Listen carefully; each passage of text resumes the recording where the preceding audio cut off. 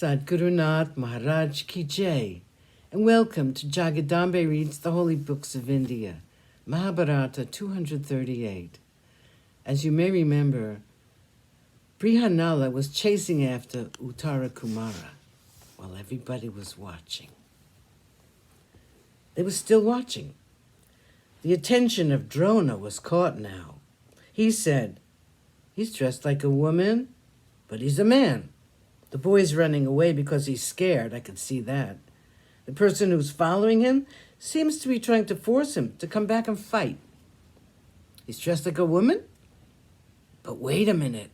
His figure is familiar to me. I have it. It is very much like Arjuna.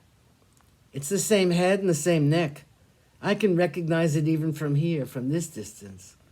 Those beautiful arms can belong to no one else. I know them. Look at those wide shoulders and that broad chest. It is Arjuna and no one else. It can only be Arjuna who has the courage to face our army alone." Radeya was listening to the words of Drona. He said, "In the city of Virata, all the soldiers had to go with the king to fight with our Susharma.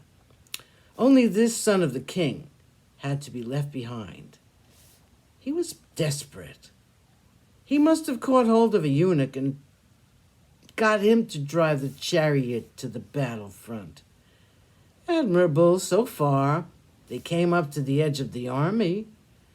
Looking at it, the poor child lost his nerve, evidently. I don't blame him. He has jumped out of the chariot, and he's running away as fast as he can. The charioteer is even more nervous. He's running after the young boy. Faster, too, since he does not want to be left alone. That's what's happening there. I don't see why the name of Arjuna should be brought up at all." Krupa said, "Drona's right. It is Arjuna. He's pursuing the boy. He'll bring him back. He is planning to make that boy his charioteer, and he is going to be the fighter. I can guess that much from the actions of the two." Duryodhana was now irritated by this talk. He said, "Let him be Arjuna, let him be Krishna, let him be Bhargava himself. It does not matter. None of them will be able to face us now. Even if it is anyone else in the form of a woman, I will fell him with my sharp arrows if he dares to fight with me." While this talk was going on, Arjuna was running after Uttara Kumara. He came up with him and caught him by the hair. All the appeals of the prince were of no avail. Arjuna would not let him go. He dragged him to the chariot and said, "You must not run away. I will not let you go. If you're afraid to fight, become my charioteer. Sit in my place, take the reins. I will do the fighting. You can depend on me. I'll take care of you. Nothing can harm you as long as I'm here. You're a Kshatriya. Remember that. You must not run away from the battlefield." Arjuna made the young prince get rid of his fear to some extent. He made him take up the reins and himself sat inside the chariot. Arjuna wanted his Gandiva and his quivers. He made Uttara Kumara turn the chariot in the direction of the Sami tree, where they had placed their weapons. Evil omens were seen in the Kaurava camp, omens which spelt defeat for them. Drona spoke to Bhishma, "My lord, I'm sure it's Arjuna there in the chariot."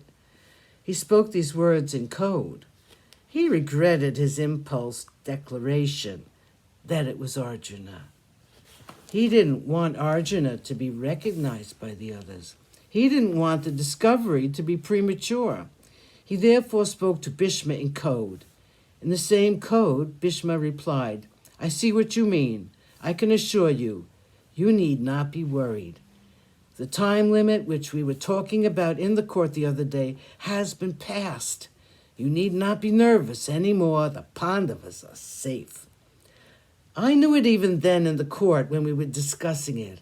I did not want to volunteer the information. I want Duryodhana to learn a lesson. He may realize the Pandavas are not easy opponents. This lesson may prove to be beneficial to him and avert the greater tragedy that threatens to come true. Sadguru Nath Maharaj Ki Jai. Thank you for coming. I hope you come again.